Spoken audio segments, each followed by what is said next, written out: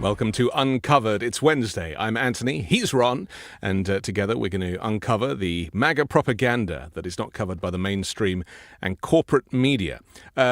Is it me, Ron, or does it feel like the most bonkers 36 hours where more seems to have happened? And this is not a positive thing. This is a hellish and negative thing.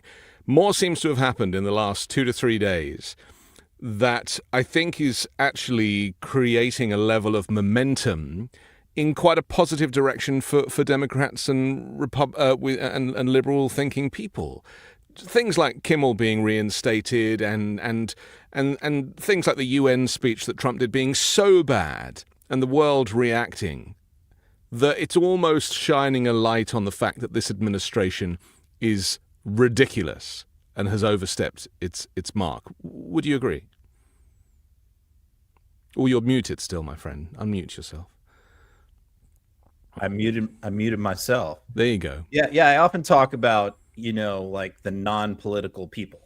You know, people that I often like reach out to kind of feel like, have you heard about this?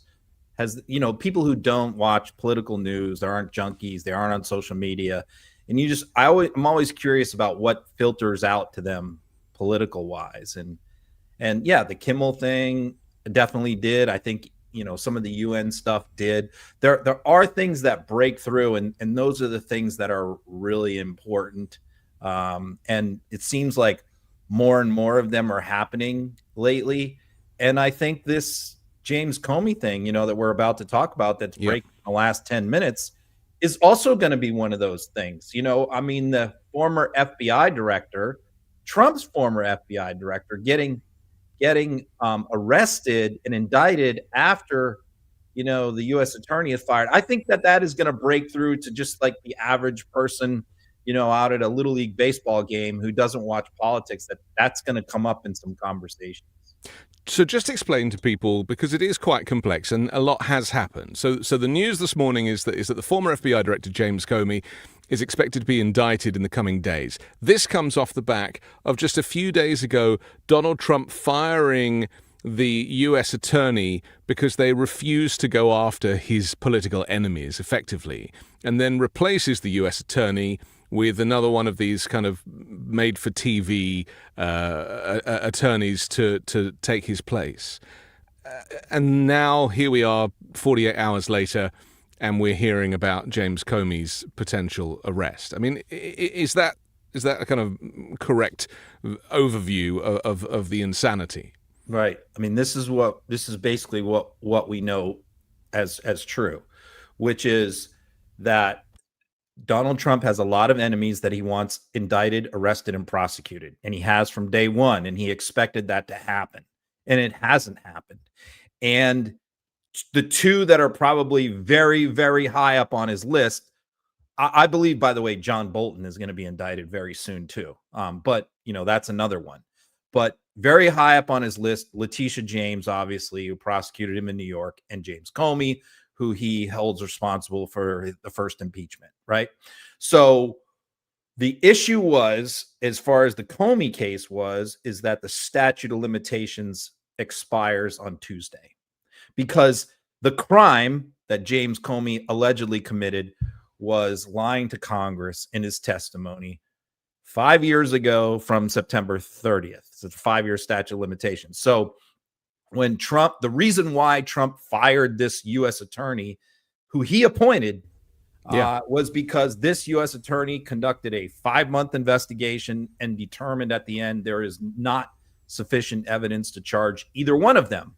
Correct. And Trump, knowing that the statute of limitations is about to expire on Comey next week, is why he fired. And he kept, if you notice in his True Social post, he said, this must happen immediately. They must be indicted right away. There's no time to waste. The reason why he's saying that is because he knows, he's been told that the statute of limitations is about to expire. So he appoints Lindsay Halligan, who has never practiced criminal law.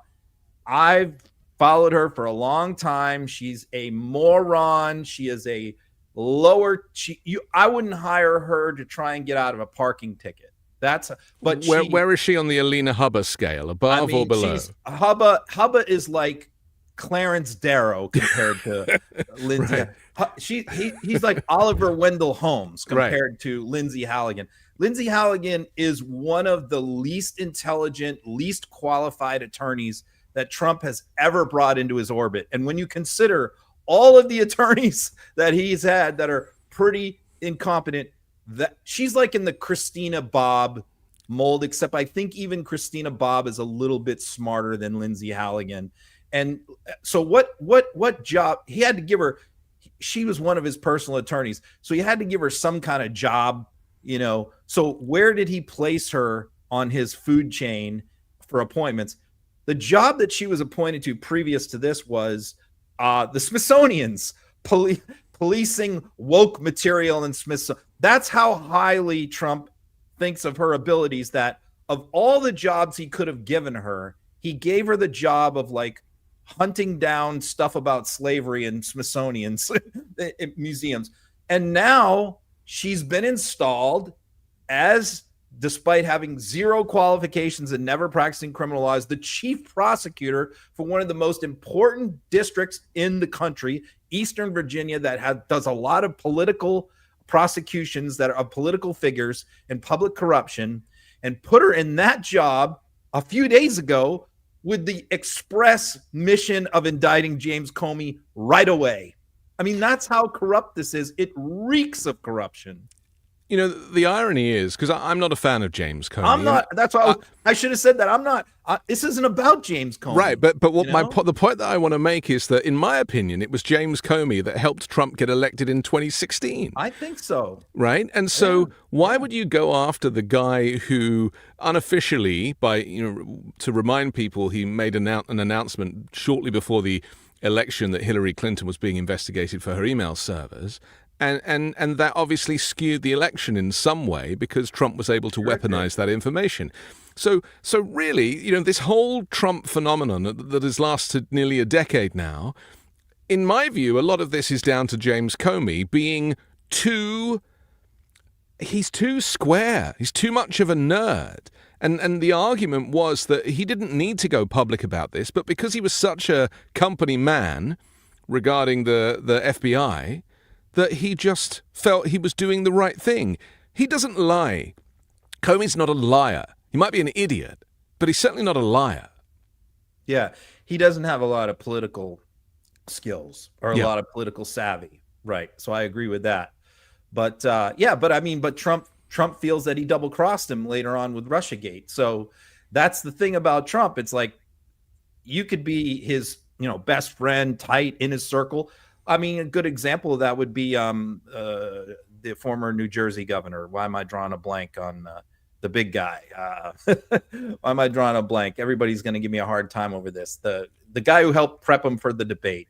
And now you've got me as well. Everybody's out there screaming the name right now. Come on, not. I can see him. I'm looking at his face. I'm looking at his face right now in my mind. He's right there. He's right there. Sorry, that's Chris Christie, of course. Chris Christie. There we go. So I mean, that's a perfect example. I mean, how fast he turned on Chris Christie. That was his buddy. For many years. Who also helped him get elected. But the second he did something that he didn't like or criticized him, that was it. He was dead to him. So that is Trump. And so, yeah, Trump has had Trump, has been obsessed with the Russiagate thing for many years. Yeah. Can't leave it alone. Can't let it go. Just like he can't let the 2020 election go. And, when he gets these things stuck in his head, he will not move on. And so the idea that James Comey could not be prosecuted after next week because the statute of limitations probably bothered Trump a whole lot, and he just simply wasn't going to let that happen. But I think here's the thing: Democrats have to play this the right way, can't make these Washington, D.C., inside the Beltway process type arguments talking about DOJ ethics and the legal codes and all that. Get rid of all those tired, dumbass arguments that you always make and go right. This is corruption. It's rank, naked corruption. Focus on the firing of the previous U.S. attorney. Yeah, which is a massive story. And don't defend James Comey. It's not about James Comey. It's about all of us. The irony is that Trump is obsessed, as you say, with Russiagate. Russiagate was true, right? It was a true thing. Trump just, didn't like being accused. But everything from starting with the Steele dossier all the way through to the investigation that was the major investigation that was done that Trump claimed exonerated him that obviously didn't. That now Trump's relationship with Putin is just doubling down on his relationship with the Kremlin. And so all of these denials, the double hands, Russia, Russia, Russia, it's like you're still doing it, man. From the start of this, where you had the meeting in Trump Tower, supposedly about babies or whatever that was, that where the intelligence kind of gathering started, right through to a few weeks ago, where you're rolling out the red carpet for a wanted war criminal. It's like you have never stopped being in the pocket of Russia, and now you very publicly want to go and investigate the guy that helped you get elected. But I would advise people like Adam Schiff and others who are going to be out there talking about this not to get in the weeds about Russiagate. Right. Do not go down this road. Don't start talking about the Steele dossier. Don't start talking about the merits of Russiagate. Yeah. Well, because it's old history now. The American people do not want to hear that argument. Yeah. Focus on the firing and the corruption and the naked authoritarianism and the fact that a president has no business being involved in directing any prosecutor to bring criminal charges against anyone. That is what authoritarians do. Don't defend Comey. Don't talk about the merits of the case. Don't talk about Russiagate. Just focus on that. What you're describing is actually similar to the Jimmy Kimmel story, where the issue was about free speech generally for everybody on all sides, that nobody should be silenced because of the First Amendment and because of the law, and that Trump can't pick and choose who says what. And Kimmel said it last night. It's not about me. Yes. It's about the First Amendment. I mean, that was exactly the right message right there, Yeah. Because they wanted to get into the weeds of like, oh, he's being canceled because of his ratings or because of this or because of that. No, it's not about that at all. And they're trying to frame it as, oh, this is the decision of ABC executives. No, it was in direct response to threats from the FCC and not approving mergers of local TV companies. That's what it was about. It's not about Kimmel. Any of us could be Kimmel, and any of us could be Comey, and we could be tomorrow. So because if they get away with firing Kimmel, which they did not for now, and if they get away with indicting Comey and the American people just accepts that and moves on, then they're going to try and do much worse in the future. And this is why I said at the beginning that there does seem to be a bit of momentum, because there are issues here that Republicans and Democrats agree on, and that is their fundamental right to free speech, ultimately. And Ted Cruz, right? Defended Kimmel. Ted Cruz, as Jimmy Kimmel mentioned in the show last night. And others, Yeah. And he said, you've never heard me kind of say I agree with Ted Cruz, but here it is. And so are we starting to see some Republicans breaking ranks over this stuff? Because that's kind of how it feels, even about the Tylenol autism story. I get a sense that some of these Republicans are like, whoa, this is just nuts. And maybe they'll see that they do actually have some ability to move Trump and move his policies rather than just keeping quiet and taking it. They absolutely have an ability to do it, but they're all afraid. Right. I mean, Trump is responsive to them. I mean, we saw that on Ukraine too. After the disastrous Zelensky White House meeting, there was a rebellion. There was a lot of pushback from Republicans in Congress, especially the Senate, and Trump backed down from from his position, well, from where he was headed back then, which was to completely sever ties and wash his hands of Ukraine. Now, I think he's still doing that incrementally now, although he claimed yesterday that we can talk about that later, that he's completely reversing. But the point is that when certain key Republicans in Congress push back on something, Trump responds that, and it's the only thing he responds to. He doesn't respond to poll numbers. He doesn't respond to Democrats. He doesn't even respond to local election results or special election results. The only thing he responds to is powerful Republicans in Congress standing up to him, which at very few occasions they have. So, and we've talked about this many times, that the best check on Donald Trump is Republicans in Congress. Yep. And that's why I constantly post on social media, and others do too. Every time there's a new abuse, I say, when are Republicans in Congress going to say something? And I shame them. But so far it rarely works. So like on the RFK thing, I went right at Bill Cassidy aggressively. I went right at Susan Collins because I know these are two guys. He's a physician. She's up in a tough re-election fight. What RFK is doing is very unpopular in Maine. So I know that on that issue, those two can be, pressure can be put on them that might cause them to say anything. Now, have they? No, they haven't. I mean, Susan Collins expresses her concern.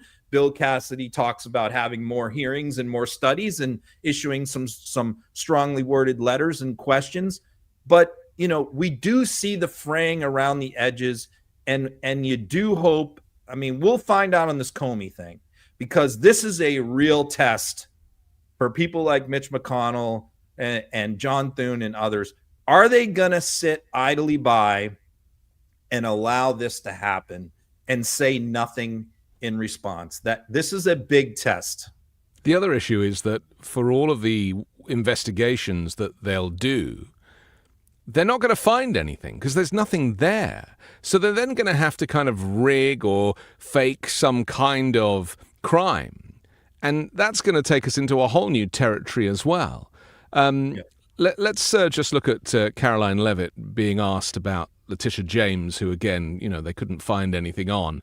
And so hence the firing. Let's take a look. Sure, Selena. Thanks, Caroline. But the case against Letitia James was extensively investigated for 5 months, and President Trump's handpicked Attorney General Eric Siebert could not find any evidence that he committed a crime. So is the president saying here it doesn't matter if there's a crime, he just wants his political enemies to be charged? Well, let me just walk you through Letitia James. Letitia James completely abused her oath of office. Letitia James was actively and openly engaged in lawfare. You talk about weaponizing the Department of Justice. What was Letitia James's campaign slogan?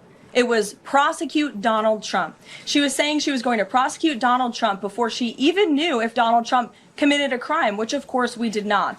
Those are not the words of a serious prosecutor. Those are the words of a corrupt politician who is abusing their power. She actively campaigned on that. She also led the witch hunt, the financial fraud investigation against President Trump and the Trump Organization, and an appeals court tossed that case out, a $500 million civil fraud penalty in August, which was another win for the president, and exonerated him of this witch hunt and showed that this is an individual who is corrupt and abused her oath of office. And we also have evidence of her mortgage fraud. It's just all gibberish designed to waste time. It's so frustrating for me that there is no really good press in that press room anymore, through no fault of their own, but everyone's gone. So there's never going to be any follow-up questions or any pushback. I mean, why not interrupt her while she's lying like that? Nothing. Yeah, I mean, I got in the weeds of the mortgage fraud stuff with Bill Pulte's allegations and on both Lisa Cook, the Fed chair, and Letitia James. They just have no case on either one of them. There's nothing there. This is stuff that what they did is stuff that millions of Americans have done on their mortgage applications. It's not illegal. A lot of this has to do with intent. and what your future plans are with a second home. These crimes are never prosecuted. They're virtually impossible to prove. There's no victim involved here. Well, they reckon that half of the Republican lawmakers have probably done the same thing. Sure. It's not like someone's been defrauded or anything like that. Yeah. That has not happened. But really, you heard the reason for the whole investigation and prosecution in most of her answer, which is she abused her office by going after Donald Trump. That's not a crime. If you think an attorney general of some state has abused their position, the remedy for that, there's two remedies. One is impeachment, and the other is vote them out of office. You can't prosecute somebody for supposedly abusing their oath of office. I mean, but that's why they're going after James Comey because of Russiagate, and they're going after Letitia James because of the fraud investigation of Trump org. And, they're going after John Bolton because he is a frequent critic of Trump's foreign policy. So on Afghanistan, on Iran, on Israel, on Ukraine, and many other things. So, I mean, that's what this is all about. And there's going to be more of these unless Republicans in Congress push back. And so we really are going to find out. Rubber's going to meet the road. Number one, I'm curious to see the indictment. I'm curious to see, a judge, whether a judge is going to sign off on this and not throw this thing out and allow this to go forward, particularly given the political nature of this. I'm interested in seeing whether Lindsay Halligan is going to keep her bar card and her law license, because that is another backdoor way to go after some of these people, is to file complaints with the state in which they're licensed as attorneys. And we've seen that move has been fairly successful, although it takes a long time. So, I mean, there's certainly no chance that she would be confirmed, I don't think, by the Senate if Lindsay Halligan does this. But I don't think Trump cares about this. All he wanted her to do was go in there on an interim appointment, get this done. Yep. And then if she ends up not being the U.S. attorney in 90 days, he doesn't care. Let's take a look at Lindsay Halligan, who's the perfect person for the job.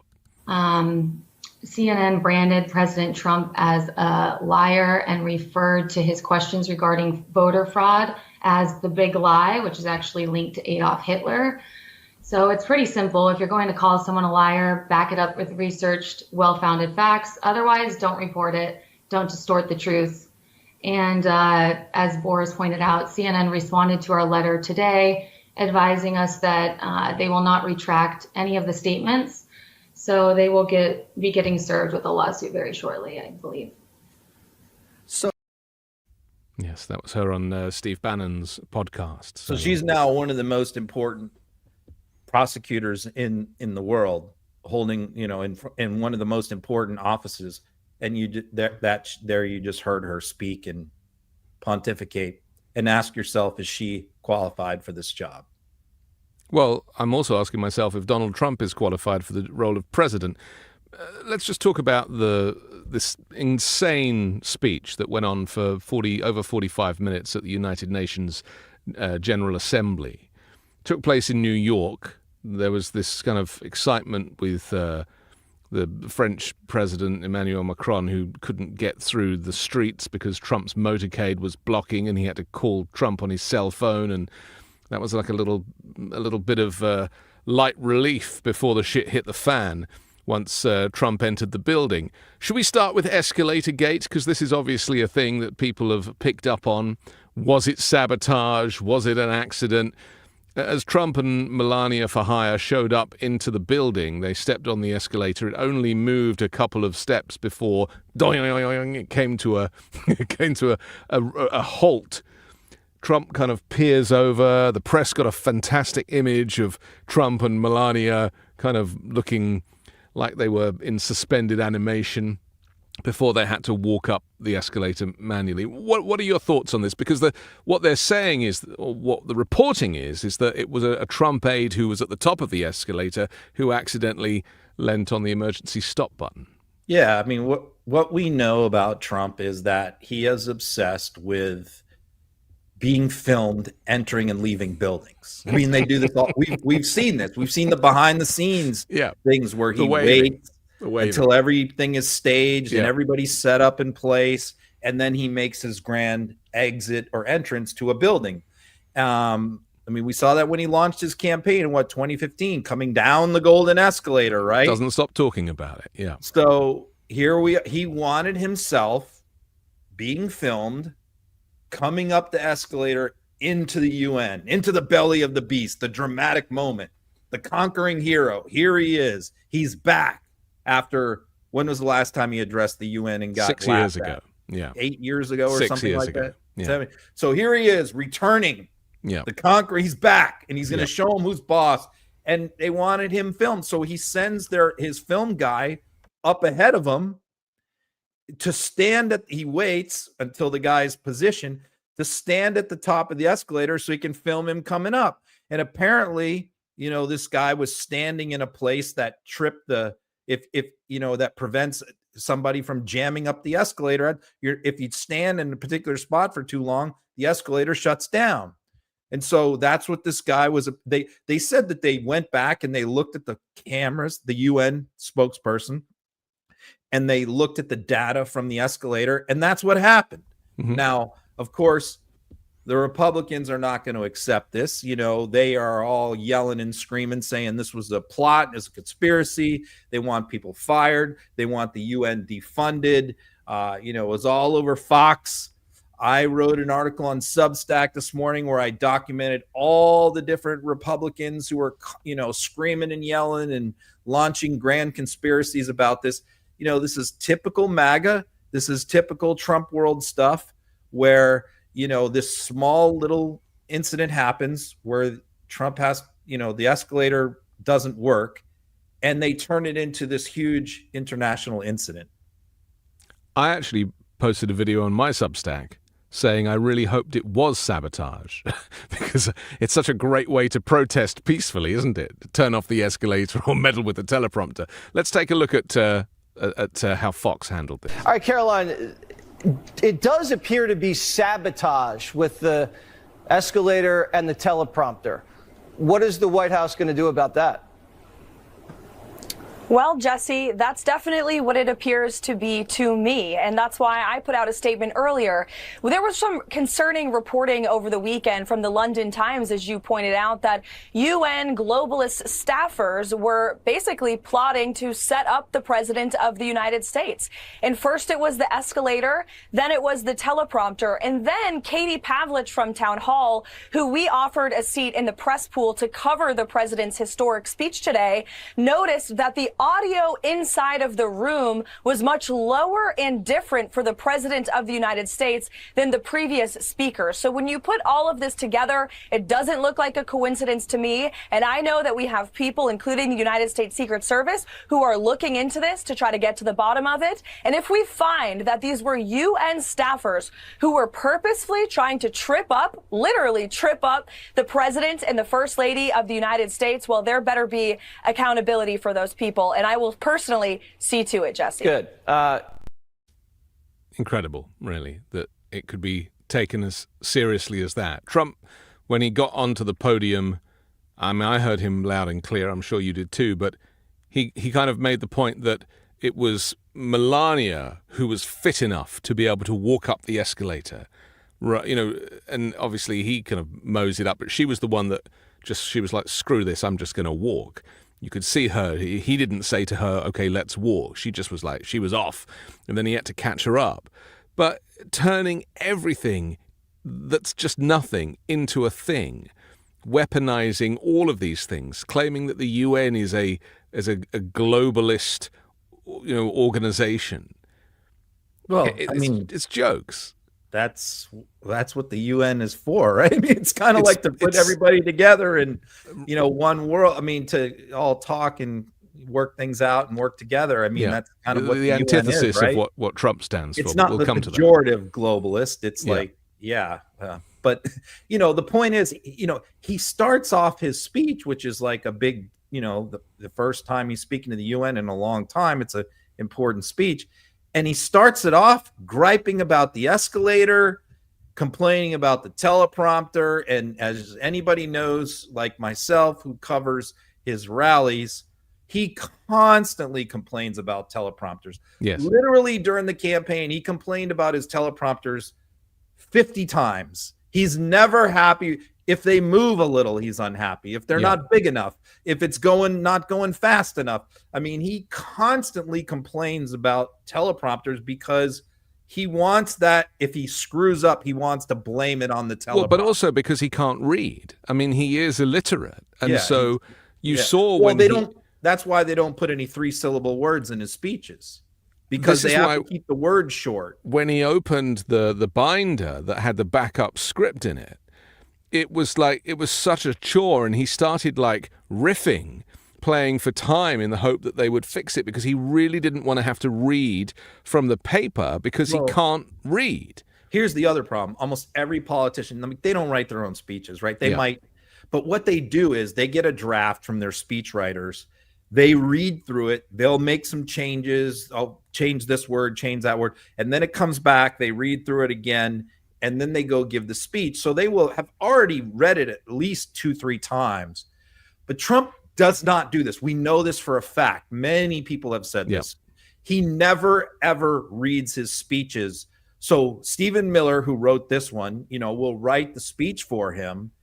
And then the first time he's seeing what he's supposed to say that day That's right. is when he's reading it from the teleprompter. Well, that's why he says, when can the you teleprompter believe is that? not working, Yep.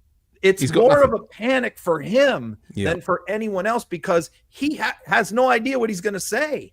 We've since heard that it was actually Trump staff that were operating the teleprompter. That's right.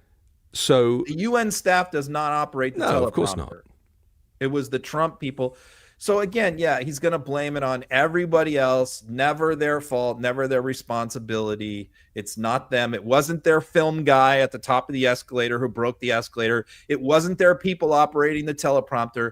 It's this grand conspiracy. So if you're a Fox viewer and that's where you get your news from, you tune into Fox's prime time show at 8:00.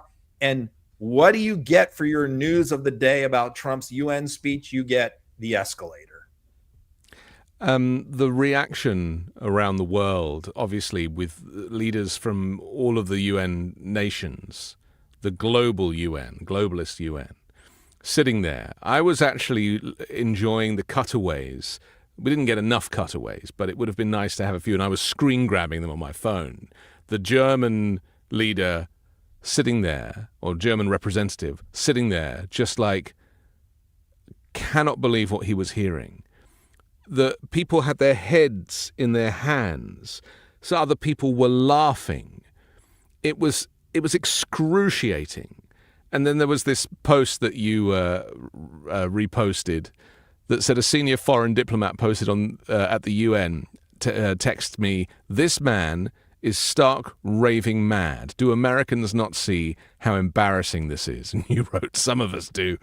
I mean, the problem is if you are in the US bubble and you haven't traveled and you're not necessarily educated, and you can really think that Trump is the man. But the moment that you move out of this environment where the average American reads at like a third grade level to the amazing kind of critical thinking that goes on outside of the US, it's just obvious to everyone that he's nuts. And yet here we have to sit through it and analyze it and deal with it, and it's like none of this should be happening, Ron. So let me footnote this, because I follow, I've talked about this, so many reporters, hundreds of obscure reporters who might cover like one subject and you never heard of any of these people. And this is one of them. I mean, this is AP. That was AP's chief correspondent that covers the UN, right? Yeah. Nobody ever heard of him, right? Yeah. So I happen to follow this guy. So I see that and I post it, and I know once I post this, that guy is going to blow up. He may have never had a post on social media that anybody ever paid attention to except for a handful of diplomats. And so, I posted that and it went hugely viral, millions and millions of views. And right wingers were furious at him, saying it's fake news. He made it up. They were all going after him. Sometimes I feel like bad about that because it's like this guy is like some, he's kind of an obscure person. Yeah, but if you put it out there, then you've got to expect it to go. And next thing he knows, like an hour later, he's getting all this abuse. Yeah, my fault. But anyway, the point is that what you said is you hit it on the head, which is my thinking is like when he goes in there, and I heard some other commentators talk about this, which is Trump doesn't care. I'm thinking like his audience is all heads of state, secretaries of state, ambassadors, highly educated, highly sophisticated, knowledgeable about the world, about history, about foreign policy. And he's up there like rambling about his poll numbers and how he ended the war in Kosovo, which wasn't even in a war. And, and the thing is like, this isn't Fox. This isn't a Trump rally. This isn't Newsmax. Yeah. Everyone in that room knows he's full of shit. Yeah. Everyone in that room knows he's lying through his teeth about everything. So it's literally like me trying to it would be like you or me trying to go to MIT tomorrow and to give a lecture on like nuclear physics to their professors. Yeah. That's literally what this is. Yeah. But the thing is that Trump doesn't care.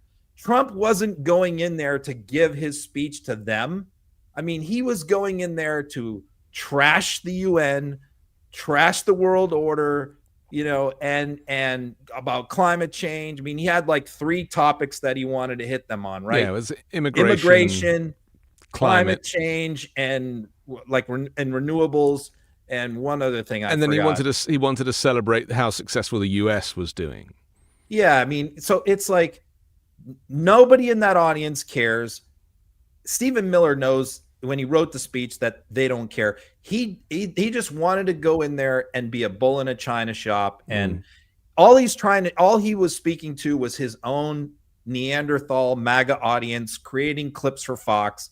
That's all he was trying to do. He was not trying to accomplish anything at all in the building, except for his meeting with the Argentinian president. That was the only real substantive thing, I think. That was an embarrassing moment for him because he bumped into the Argentinian president outside, after the escalator incident, and then was like, "Oh, hi," and they had 20 seconds together, and they were like, "Come meet me in the White House," and that was it. Yeah, and then because Javier's there like, I'm actually here because I need $20 billion from right.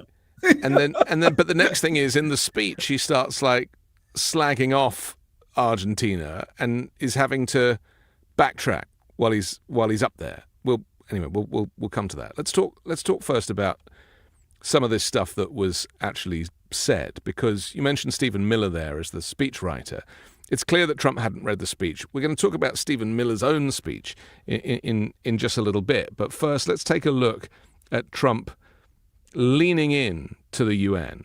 I actually thought he was going to pull the US out of the United Nations. That was my fear, because that's how this speech started. In fact, I actually texted the brothers and I was like, I'm really worried that he is setting this up to pull the US out of the UN, as he has with all other kind of collective groups from Paris Climate Accord to Iran nuclear deal and everything else. WHO. Yeah, right. Sure. Let's take a look. Chance for success. If you don't get away from this green scam, your country is going to fail. And I'm really good at predicting things, They actually said during the campaign they had a hat, the best-selling hat. Trump was right about everything. And I don't say that in a braggadocious way, but it's true. I've been right about everything.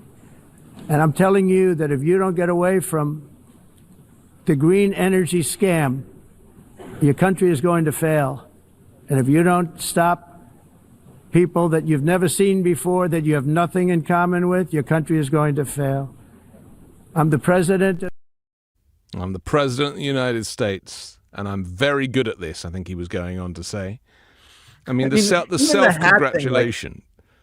I cover all the Trump rallies, watch them all, watch all the people. Like, even that hat was pretty obscure. Like, yes. You can go to a Trump rally and there might be, let's say, 10,000 people there, and maybe 5 of them would have that hat. Right. So the way he talks about it is like, like millions of people bought these Trump was right about everything hats, when no, that's a pretty obscure hat. And so what if, 5,000 morons in the US buy a Trump without any, was right about anything hat? This is what your reference point is in front of the United Nations as to why they should listen to you. Listen, you guys should all listen to me, world leaders of 190 countries, because lots of people in the US bought a hat that said I was right about everything. So you really should listen to me because of that. I mean, that's basically his argument. But And this then is what he starts talking cares How about. he knows more about energy than any of them, renewable energy. And it's like, this is the dumbest MFer in the world when it comes to energy. His only solution to everything is fossil fuels, oil and coal. That's it. Everything else, even Elon Musk has called him out on this.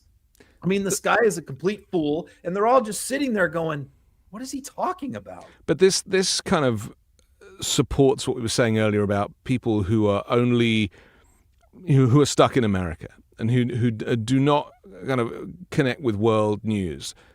From my experience, Europe and the rest of the world takes climate change so seriously. They know it's an existential threat. They know it's probably more important than any of these kind of political issues on the ground, because ultimately we can fight wars as much as we like. Climate change is coming for all of us. It cares nothing for borders or boundaries. So it's a real thing. But Trump, in his wisdom, all because of him hating the sight of those wind farms off the coast of Scotland when he, was at his golf course, and he lost the legal case to have them removed.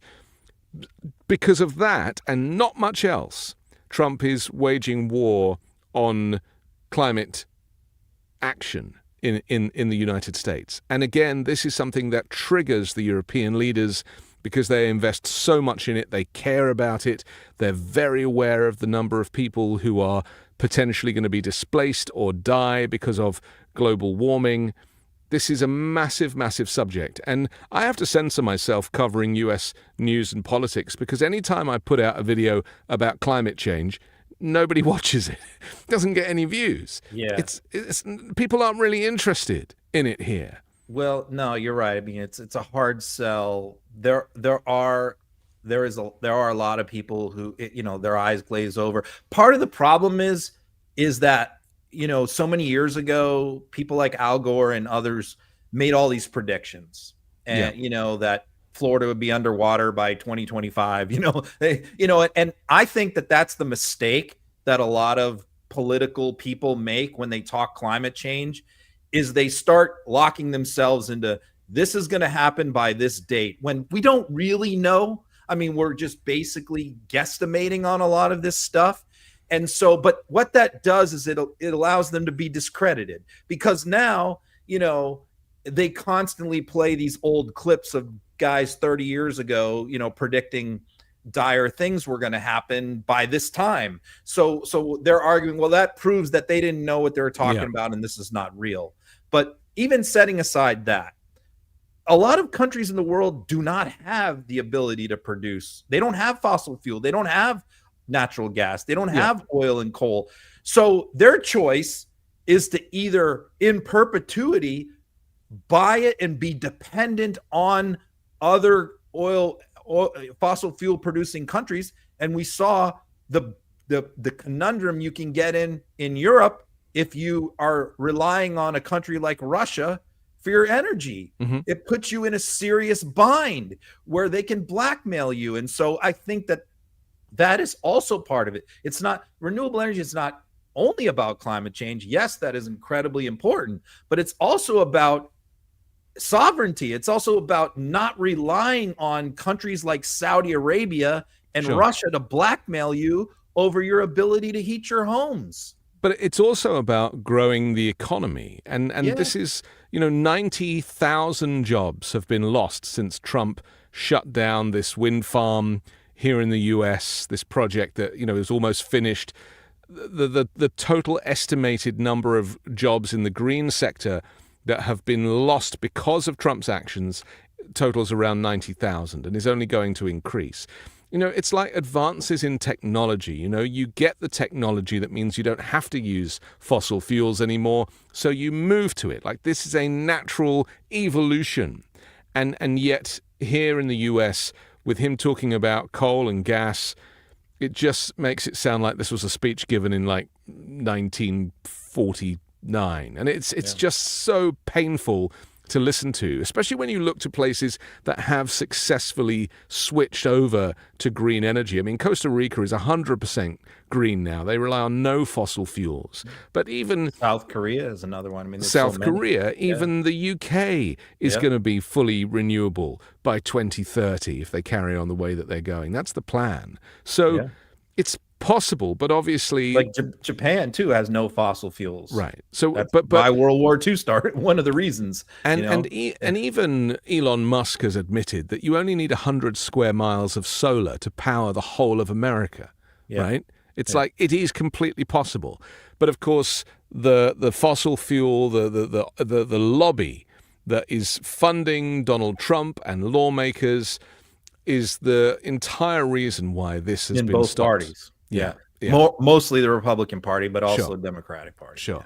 And then you've got people like, you got places like West Virginia where you have, people who've been in the pockets of the of, the whole economy is based off of it. It's Pennsylvania too. Yeah. So is a big part of their economy. So sure, you have all these regional political, factors that come into play. Sure. And then when you have Trump lecturing the Europeans about it and misconstruing, I'm going to play this clip now about him talking about the heat deaths in Europe. He claims it's because people can't turn their air conditioning on, not taking into account for the fact that the heat deaths are because the temperatures are rising. Let's take a look. Electric costs are so high. So while the U.S. has approximately 1,300 heat-related deaths annually, that's a lot, Europe loses more than 175,000 people to heat deaths each year because the costs are so expensive you can't turn on an air conditioner. What is that all about? That's not Europe. That's not the Europe that I love and know. All in the name of pretending to stop the global warming hoax. The entire globalist concept of asking successful industrialized nations to inflict pain on themselves and radically disrupt their entire societies must be rejected completely and totally, and it must be immediate. Yeah. Really, he just has no business telling other countries what to do domestically. Like, that's the other thing. I mean, can you imagine any world leader going in and saying, this is how you need to run your countries? But he did it about immigration as well. I mean, immigration too, about everything. Yeah. He went in there to say, you need to listen to me, and you need to run your countries domestically the way I'm running America, which is like not a UN speech you're supposed to give. Anyone's supposed to give. That's not what the UN is for. It's not for a dominant country to come in and tell everyone else the way they need to do things in their own country. Well, he sees it as a rally, an electioneering rally. He's just trying to sell. He's a salesman, right? So he's just trying to sell himself on the world stage, and everyone's laughing at him.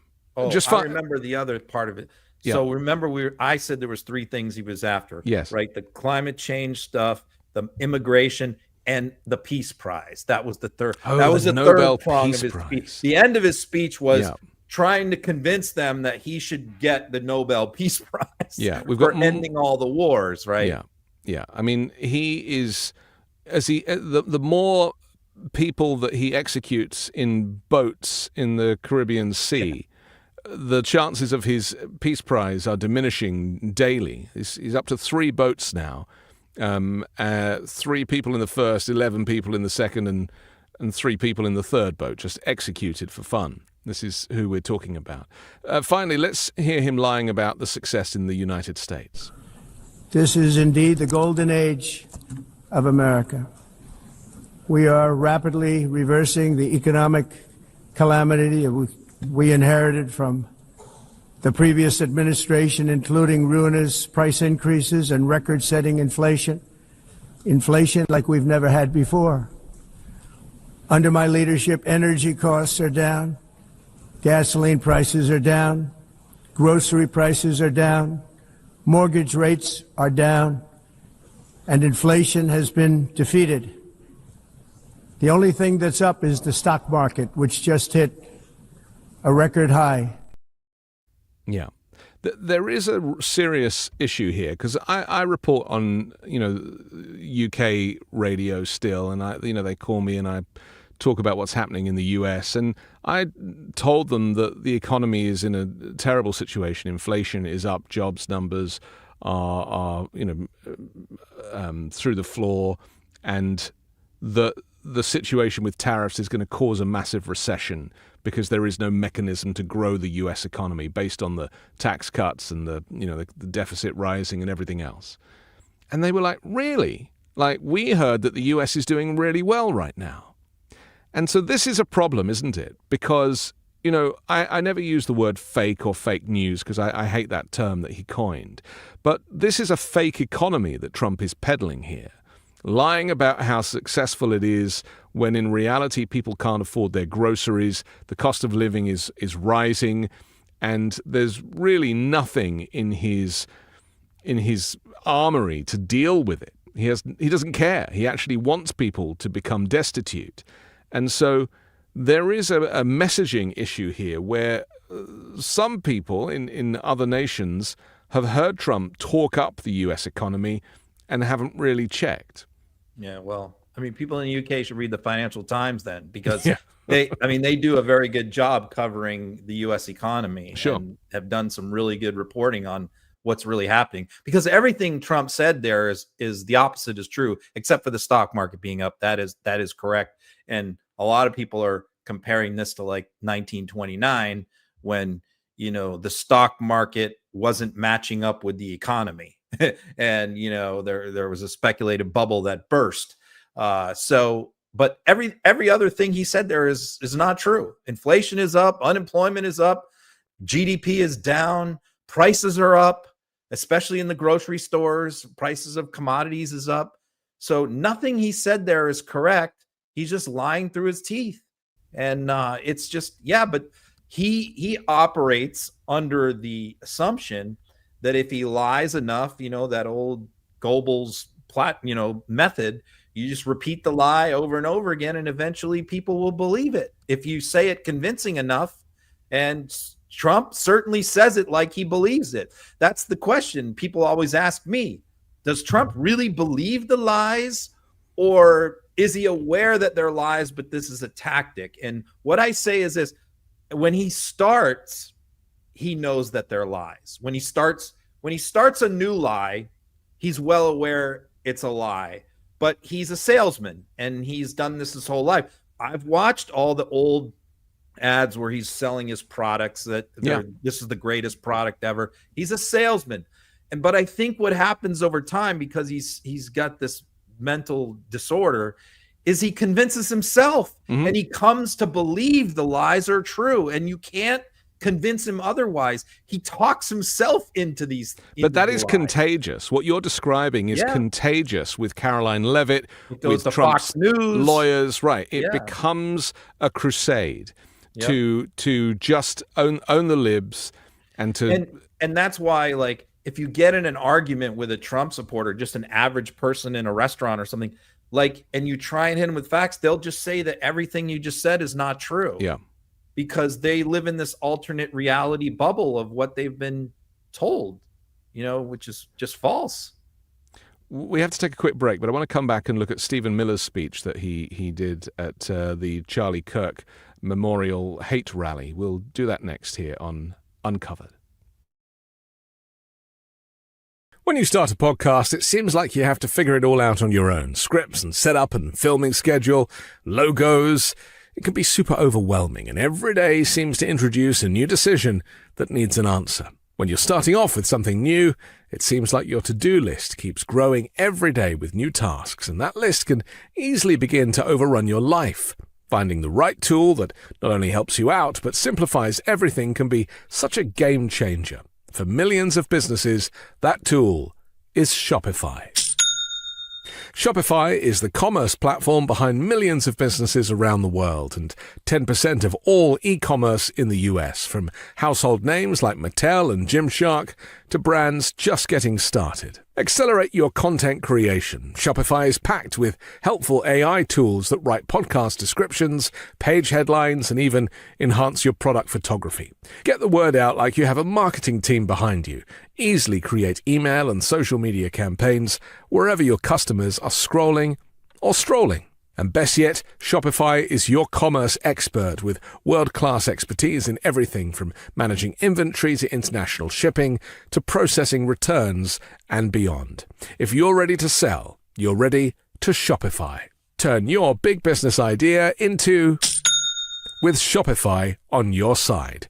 Sign up for your $1 per month trial and start selling today at shopify.com/uncovered. Go to shopify.com/uncovered. That's shopify.com/uncovered. I'm excited to share with you C15 from Fatty 15, the first emerging essential fatty acid to be discovered in more than 90 years. It's an incredible scientific breakthrough to support our long-term health and wellness. And you guessed it, healthy aging. Fatty 15 founder Dr. Stephanie Venn Watson discovered the benefits of C15 while working with the US Navy to continually improve the health and welfare of aging dolphins. Based on over 100 studies, we now know that C15 strengthens our cells and is a key healthy aging nutrient which helps slow biological aging at the cellular level. In fact, when our cells don't have enough C15, they become fragile and age faster. And when our cells age, our bodies age too. This eventually led to studies finding the first new nutritional deficiency in 75 years, called cellular fragility syndrome, caused by a lack of the C15. As many as 1 in 3 people worldwide may have low C15 levels and cellular fragility syndrome. By replenishing our cells with the crucial C15 nutrient, Fatty 15 effectively repairs cells, reverses aging at the cellular level, and restores our long-term health and wellness. Fatty 15 is on a mission to optimize your C15 levels to help support your long-term health and wellness, especially as you age. You can get an additional 15% off their 90-day subscription starter kit by going to fatty15.com/uncovered and using code UNCOVERED at checkout. And you can find links to our sponsors in the description below. So this speech at the UN was written by Stephen Miller. A lot of the use of language that obviously Trump, as we said earlier, hadn't read in advance was very kind of reminiscent of these kind of Nazi rallies where you're kind of pushing a very hate-filled agenda. But it wasn't as extreme as what Stephen Miller himself did at this rally for Charlie Kirk last week, where his use of language, people are saying, is almost a direct lift from some of these kind of far-right nationalist speeches from history. Let's take a look. We will defeat the dark. We will prevail over the forces of wickedness and evil. They cannot imagine what they have awakened. They cannot conceive of the army that they have arisen in all of us. Because we stand for what is good, what is virtuous, what is noble. And to those trying to incite violence against us, those trying to foment hatred against us, what do you have? You have nothing. You are nothing. You are wickedness, you are jealousy, you are envy, you are hatred. You are nothing. You can build nothing. You can produce nothing. You can create nothing. We are the ones who build. We are the ones who create. We are the ones who lift up humanity. I'm going to stop it there. There was another 30 seconds, but I can't really... I think we got the gist. I think we got the gist of it. I can't really handle much of that. I mean, firstly, we should say that this was effectively a funeral that he was making this speech at. So, and that's why Ben has been describing it as a hate rally, because this went way beyond the level of being any kind of memorial service. This was, in so many ways, even with Trump's appearance, this turned out to be, very much an opportunity to kind of galvanize the far right. We've heard that donations to Turning Point USA have gone through the roof because of this. I mean, what is the deal here? I mean, what are they really trying to do? So, yeah, I'll talk about a few different things. First of all, this speech very closely tracks a speech that was given by Joseph Goebbels, very, very closely. I think a speech that he gave in 1937, the language that he used, the syntax, the verbiage was nearly identical. It's eerie how much he tracked that speech. And it was very much, I mean, they don't like us calling them Nazis or fascists or anything, but this is right out of that playbook. Well, it's a description. It's not a slur. I think that's what people need to realize. Yeah, it's a description. I mean, it's we used to have political arguments not too long ago, where we would not characterize our political opponents as vermin, demons who hate America, who hate the family, who hate Christianity, we had policy. We disagreed on tax policy. We disagreed on whether it was a good idea to fight a particular war or whether it was a good idea to expand a welfare program. And we argued the merits of those policies. I mean, not too long ago, during Obama, during Bush, during Clinton, we had arguments about the crime bill and the welfare reform bill. And never once did we, there was some harsh language from time to time. People would get heated, but nothing like this. This is the playbook of they're not our political opponents. This is what their messaging is. They're not our political opponents. It's not a situation where they disagree with us on issues. In other words, where both political parties care about America and want what's best for America, but they're just misguided and they're just wrong about certain things, or they're naive about certain things, or they don't understand unintended consequences of their policies. These are the kinds of debates that we used to have, but now it's not. They're evil, they're terrible, they're vermin, they don't deserve to live, they don't deserve to be in America, they're scum. But that started with the immigrants, and it's now been widened, right?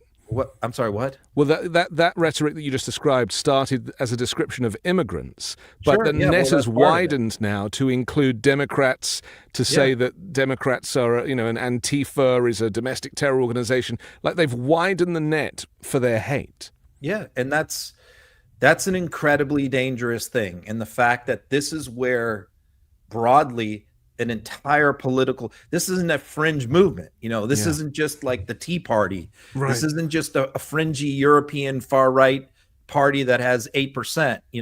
It's the U.S. administration. This has taken over the Republican Party, which controls the United States government right now.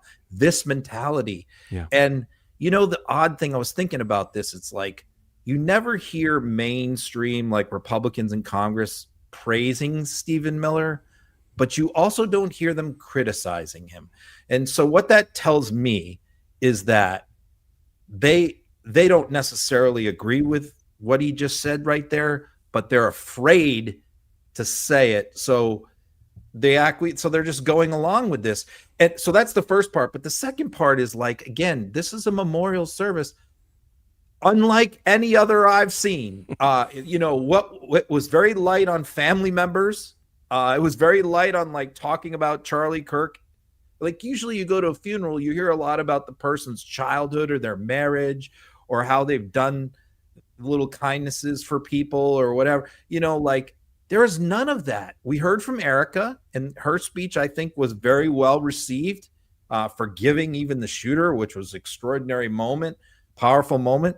But then as soon as she comes off the stage, it turned into a political rally.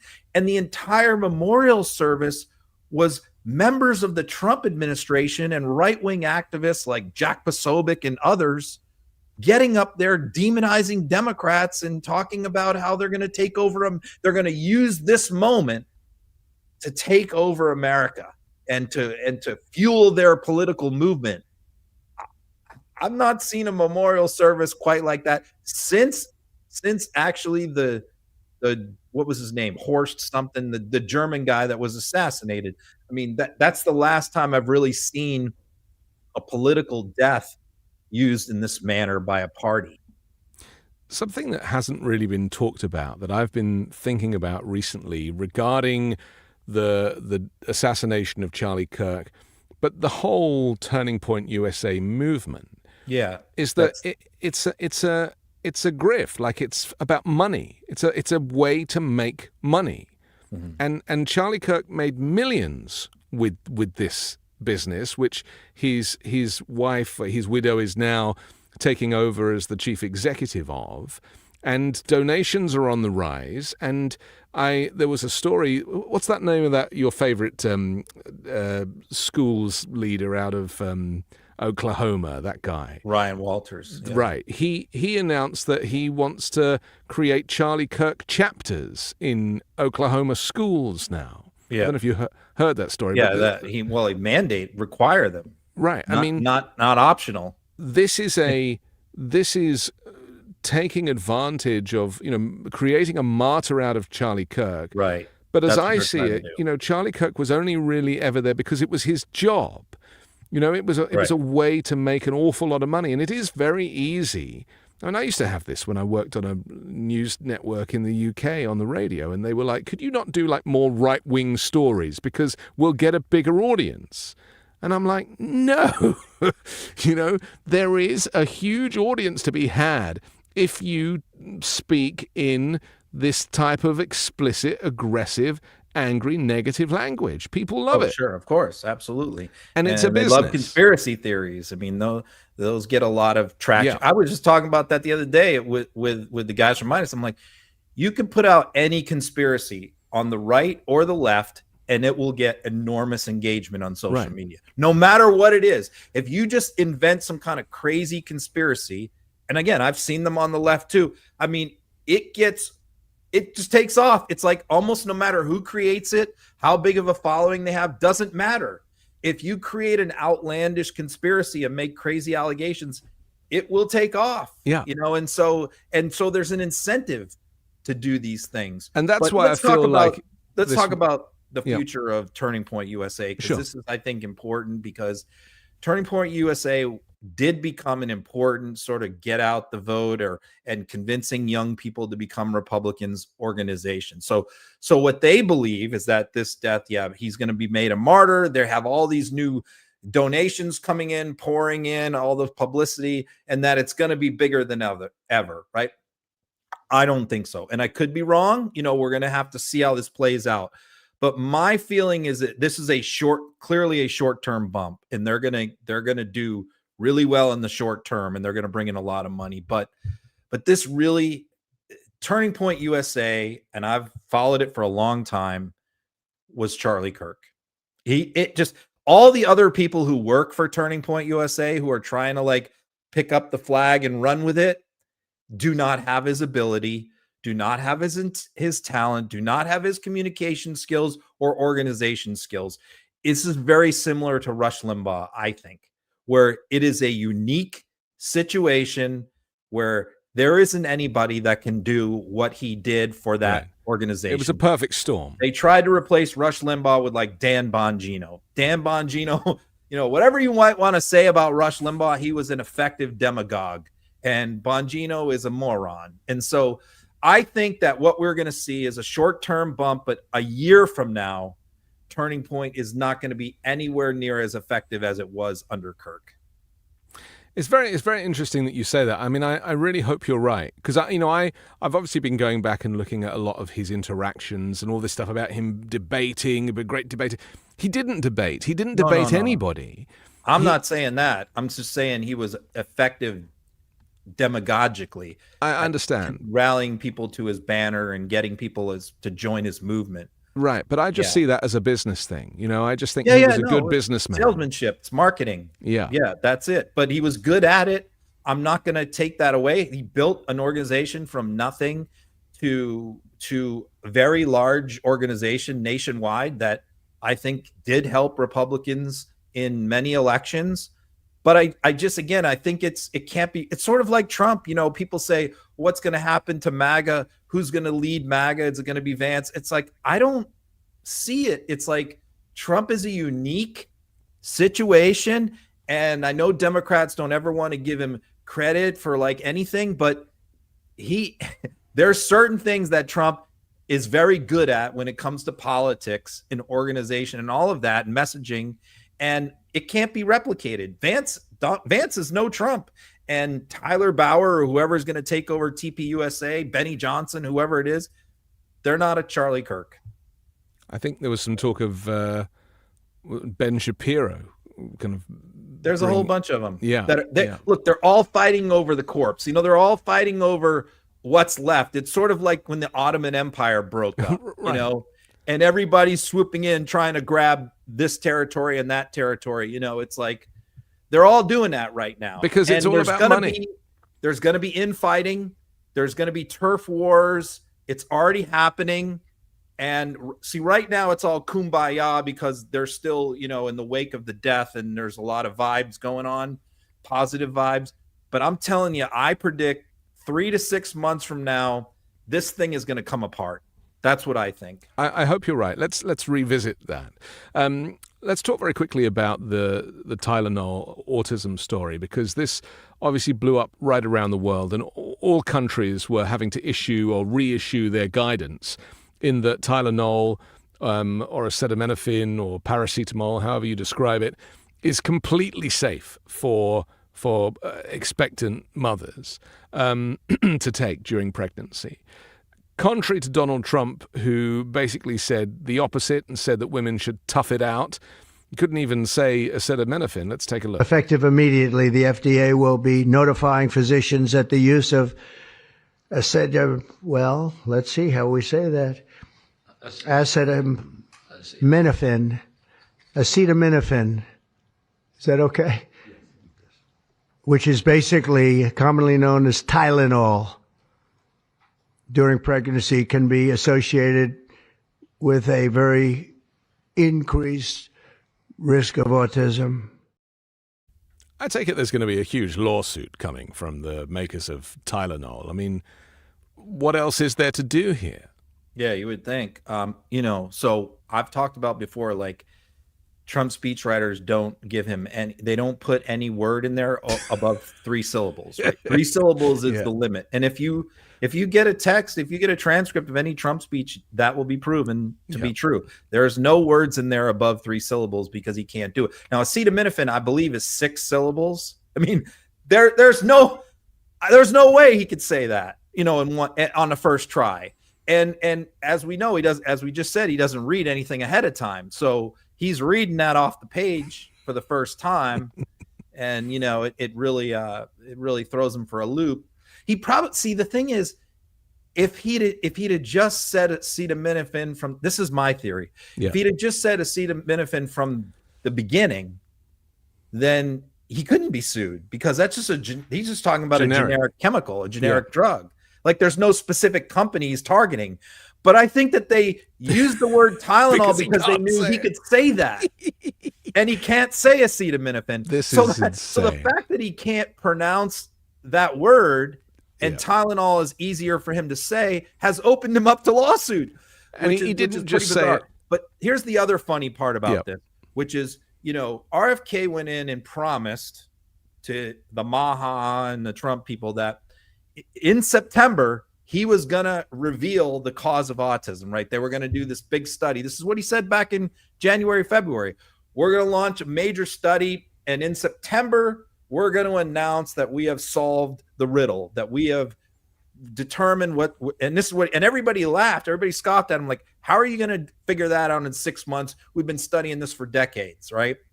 So this is the big announcement. And I can tell you that the MAGA people, the MAGA people, really believe that the big announcement was going to be about vaccines, that childhood vaccines caused this.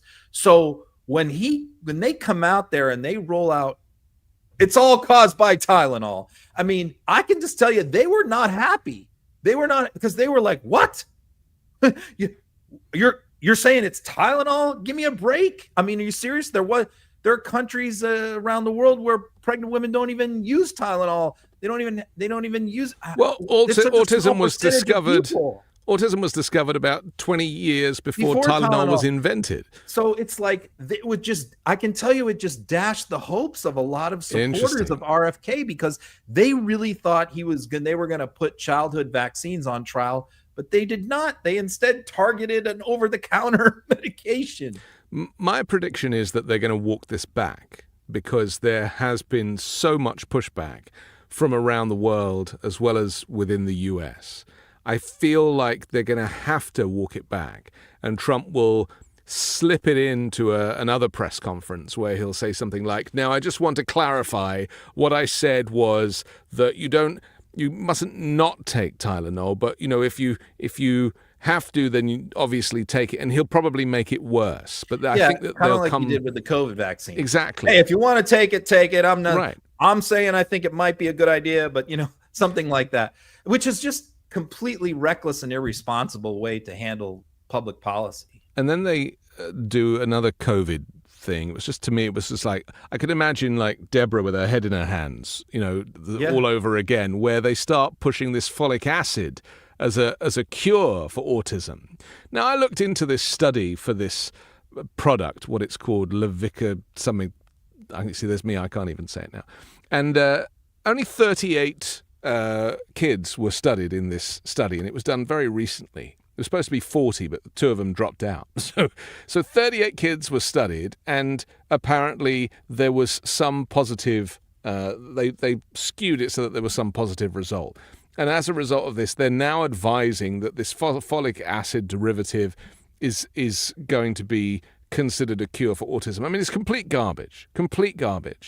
And it's the same with acetaminophen. It's like, if you either have autism in your family, know anybody with autism, just knowing how autism presents itself in an individual, and knowing over in this camp what painkillers are for, it is just obvious to anybody that a painkiller, even in a pregnancy, can have no effect on neurodiversity. And it's just obvious. It's just blatantly obvious. But Trump doesn't have the ability to think critically.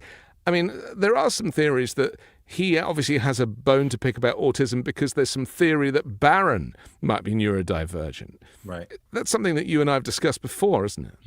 Yeah. And that's why he blames the childhood vaccines is one thing. But, getting back to the briefing itself, because this is one of the things that really incredibly aggravates me about Trump, is going back to during the COVID briefings, because, what really infuriated me back then is he would come out during those briefings in 2020 and have all these scientists and doctors behind him, Fauci and Birx and his Surgeon General and others, and all arrayed standing there.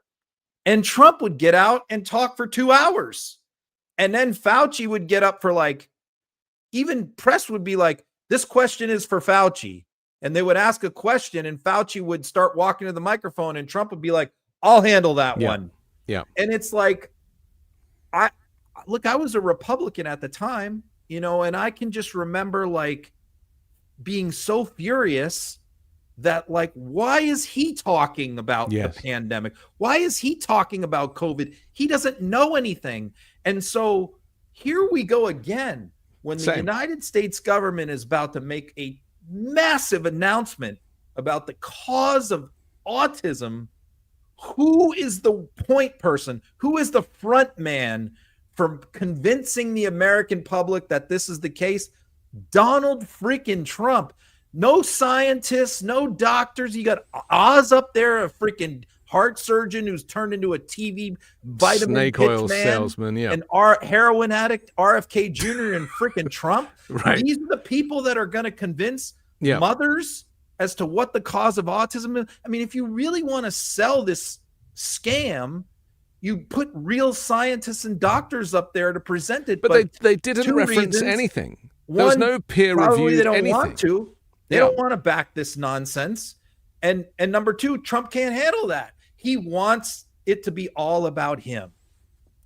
There is no study, though. This is the other thing. There is no study with the Tylenol thing. I mean, it just doesn't exist. I mean, there was a study done with 2.3 million people that completely debunked it. But there is That's right. no study that they referenced. They didn't bring about any paperwork or reference any kind of official study on this. It was all just hearsay. And this is very, very worrying. Another great advantage of Jimmy Kimmel coming back on the air was he was able to create a montage. Let's take a look. Don't take Tylenol. Don't take it. With Tylenol, don't take it. Don't take it. Don't use Tylenol. Don't take Tylenol. Don't take Tylenol. Fight like hell not to take it. I think you shouldn't take it. Don't take Tylenol. The baby goes, gets a shot. They say, here, take a cup of Tylenol. I've heard that for years. Take Tylenol.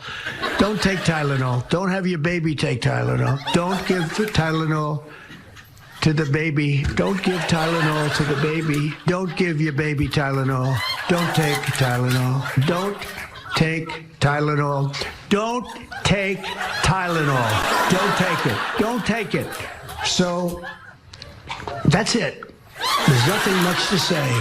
Don't take Tylenol. Just don't take it. And I just say it again. Don't take Tylenol. Don't take it. Take Tylenol.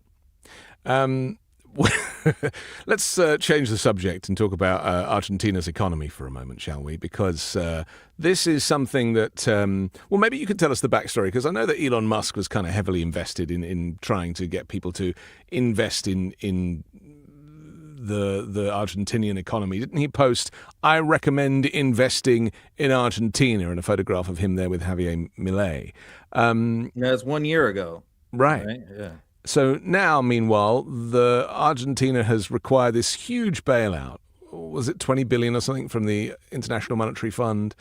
As with all of these populist lunatics, Milei, of course, the guy that came out with a chainsaw, you know, when Elon Musk did, and they meet backstage at that show. I think maybe that's where they met. He obviously is. Gave him the golden chainsaw. That's right. Yep. What was his job before? Was he like a performance artist or something?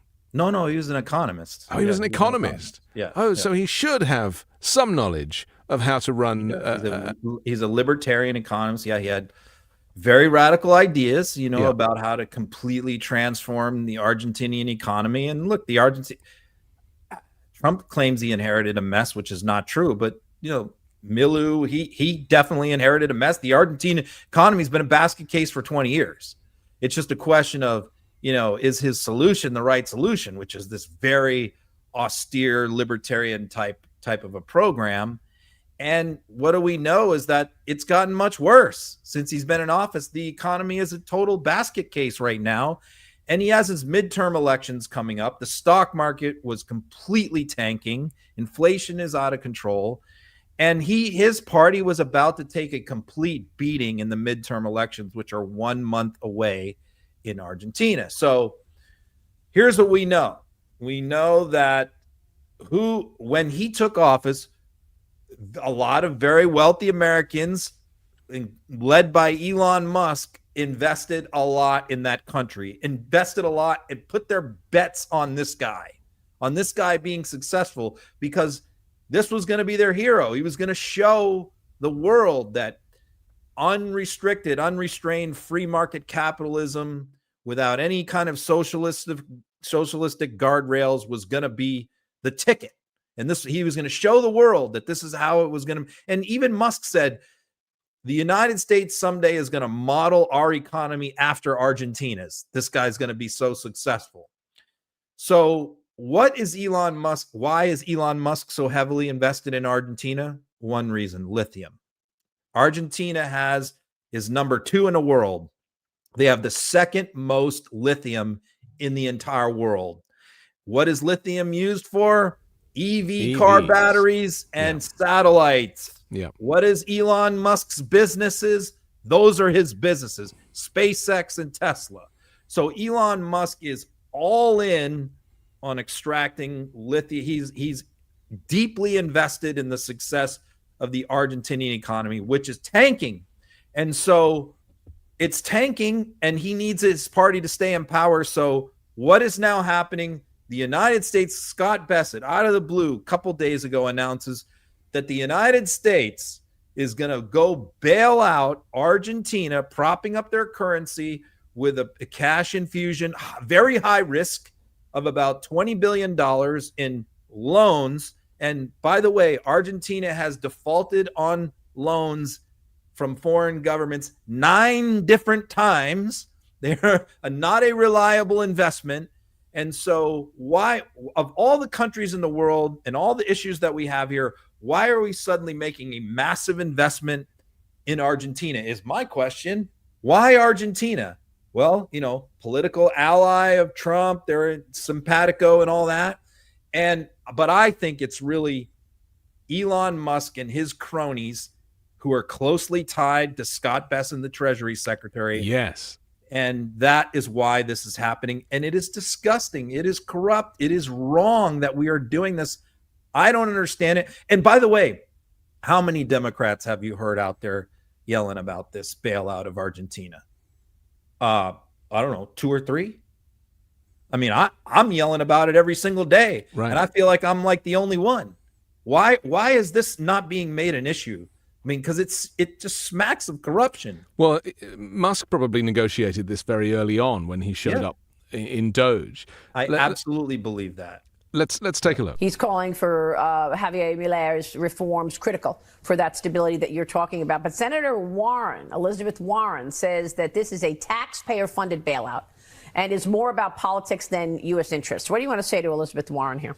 Well, I tweeted it out yesterday. Senator Warren and her protege, Mr. Mondami, who's running for mayor of New York, they are American Peronists. They want to do to the U.S. economy what the Perones, the General and Evita did to the U.S. They want to take control. So, and I guarantee you, and there are not a lot of things in life that are sure, that New York City will be coming to the federal government for a bailout if the Mondami plans are implemented. And are you going to give him that bailout? It will be the same thing that Gerald Ford said. Drop dead. Drop dead. But look, oh my God. I mean, when you're talking about this mayoral race, this is the capital of, the capital of capitalism, right? I mean, New York's mayor race matters, right, for the country. It does, but you can't enact policies like this and expect to be bailed out. Yeah. I lived here in the 80s, David. Okay, he was going on too much about New York there as we were talking about Argentina. But I think but this is the point, isn't it? That there is this hypocrisy amongst this entire argument. He doesn't want to talk about this because he knows that this is not America first. This is not what Trump voters voted for. They didn't vote for a bailout of Argentina. Yeah. Your U.S. tax dollars to bail out Argentina. So he doesn't want to talk about this. Changes so she brings it up. And he immediately deflects to Mondami and Eva Perón. What does Evita Perón have to do with any? Evita Perón died in 1952. He's going back to like the 1940s. He's talking about Argentina. I mean, this is a smokescreen. This is garbage. And again, she lets him get away with it. Yeah. So what he says is like, well, why are we bailing out Argentina is the question. And he says, well, look at Mondami. And what he wants to do what the Perones did in Argentina back in the 40s and the 50s. And if he does that, it's going to be really bad and we're not going to bail out New York City. Okay. All right. I heard that. But again, why are we bailing out Argentina? Yeah. Can we get back to that? Yeah. No, we never did get back to that. And I will say, where are the Democrats talking about it? Elizabeth Warren is really like one of the only Democrats I'm aware of who has spoken up about this issue. Again, how the Democrats don't understand that the U.S. doing a massive bailout of Argentina to help Elon Musk is not good for them politically blows my mind. It's a huge how did story. they not? How are they not screaming this everywhere? But no, they don't. They don't talk about Argentina bailout. No, not important. Let's talk finally about the shutdown, because this is something that is looming. Again, it's not sexy, so people don't really kind of take that much of an interest. It's only the shutting down of the entire federal government and federal workers having to either work without pay or, be laid off temporarily. I mean, this is again, massive. There's two schools of thought on this. Let's see what Mark Kelly says about it first. Well, the people complain of the government being broken, and it certainly feels that way. It might shut down on October 1st. What's going on with the possibility of government shutdown? What is being asked for on the Republican side, and what are the Democrats fighting for in return in exchange for their votes to stop the shutdown? Well, let me make this perfectly clear to everybody. This is a fight over the cost of your health care. That's all this is about. The president says no. He says he would prefer a government shutdown. Democrats, no to what? Like no? No to fixing the problem with the cost of premiums if you buy your health care on the exchange. Okay. That's the fight right now. So it's not a fight about whether we should keep the government open or not. There are many of us that want to reduce the cost of your health care that this president, when he passed that big bill, made a lot worse. And people are going to start seeing these health care premiums go up substantially. They're already getting letters. And it's unaffordable for people. Yeah. So we've been talking about this a little bit, and a lot of people are dreading January when they'll get their new premiums, certainly. What is your view on this? Do you think the shutdown should happen to kind of freeze Trump out and make a point, or not? I'm worried. I'm very worried. I thought that the shutdown, I supported a filibuster to shut down the government back in March. I thought there was a lot of very compelling reasons to do it then, when Doge was running on a rampage and Trump was making a lot of unilateral impounding of government funds and all that. And so I thought that the Democrats had a very good case to make back then. But now, like, the issue has narrowed to like one issue. So what the Democrats have is they're talking about, I mean, clearly the Republicans are, it's going to be first of all, who's going to get the blame. I think that, Republicans are in power. They control the levers of power, but this can only not pass if Democrats filibuster it in the Senate. So I'm not sure who's going to get the blame there as far as that goes, when every Republican is going to vote for this clean CR and every Democrat is going to vote against it, and the government's going to get shut down. So I think it's kind of could go either way, who gets the blame. But here's my point. What Colbert honed in on is what are you fighting about? Shutting down the government is a big freaking deal. It halts a lot of things that are happening in the country. And so to do it, you have to have a compelling argument to make. So we're down to one issue, because that's really what this is all about, which is the subsidies under the Affordable Care Act, which help to fund premiums. And he's absolutely correct. Mark Kelly is that on January 1st, when the funding runs out, premiums are going to go crazy for about 12 million people. So it's not everyone, it's a segment of the population, but it's a big chunk of the population, and it will most likely result in a lot of them not being able to afford healthcare. So what it does is it sort of repeals a big chunk of Obamacare without repealing it, just by cutting off the funding, right? So the question is, if you shut down the government, what Republicans are going to argue is they're going to make two arguments, and we've already seen Trump tip his hand on this in the last couple of days. They're going to make the first argument is going to be what John Thune and Mike Johnson are making, which is going to be, in other words, Trump is going to make one argument, they're going to make the other. The argument they're going to make is like, we have until January 1st to do this. This CR just takes us till Thanksgiving, and we're going to come back in November and we're going to fix this in November.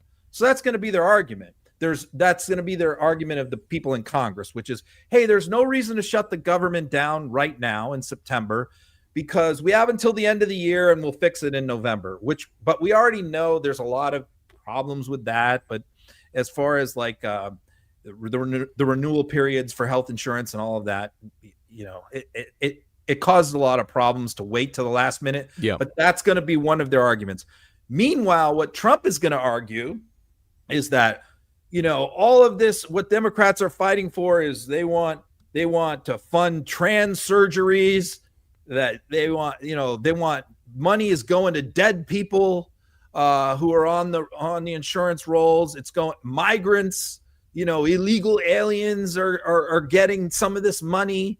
So Trump's going to do the demagoguing, as far as like, Democrats are fighting for money for transgender surgeries and migrant health care and fraud. And he's going to make those arguments. And then Democrats have to counter that with like, no, that's not what this is about. This is about 12 million people losing their health care. I'm worried because it's essentially going to be a messaging war and a war of persuasion. And I don't have a whole lot of confidence in the leaders to defeat the Republicans in a messaging war. That's my worry. Yeah. This is what I've been saying to myself recently, is that the Republicans are so good at this machinery that has given them A, the presidency, B, control of all branches of government and the judiciary, and this kind of momentum that they have. It's a really tough thing to fight. Can I give you the flip side? I know we're a little long, but the flip side is, let's say we don't shut it down. And let's say Republicans don't fix this in November. The result will be incredible pain for a lot of Americans losing their health care, but also incredible political cost for the shit is going to hit the fan for Republicans. So on the one hand, I don't want to see anybody lose their health insurance. On the other hand, clearly Republicans will get 100% of the blame for that. If the government stays open and the CR passes and people lose their health care, 100% of the blame for all of that will go to Republicans. But if we do a shutdown and this stuff gets fought, I'm not sure that Republicans are going to get the blame for any of it. So this is where I'm coming from like that's the risk. Yeah, because I was thinking that they should shut down because that shines a light on the fact that Trump can't do business as usual and that his whole government is incapable, which is the reality of the situation. But the people shouldn't have to carry the pain for Trump's incompetence, ultimately. That's the unfortunate part. And I know I've talked to a lot of Democrats who say, you know what, maybe the only way to wake up the American people is to have them suffer, is to have them go through, experience the pain of his policies.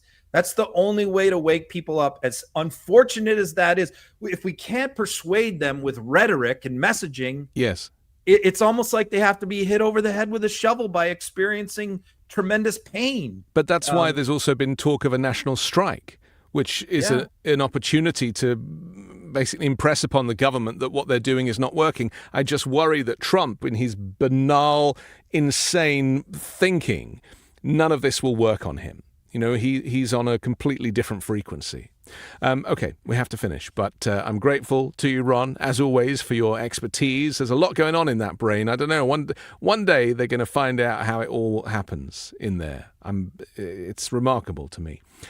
So I'm forever in your gratitude for sparing this hour and a half each Wednesday. Don't forget to check out Midas Plus, where Ron is the editor-in-chief of Midas News and brings you these incredible stories every single day. So sign up for that. Check out our sponsors down below. Download the audio podcast to this show if you'd like to carry us with you. And we'll see you next Wednesday for another Uncovered. Thanks, Ron. All right. See you next week, everyone.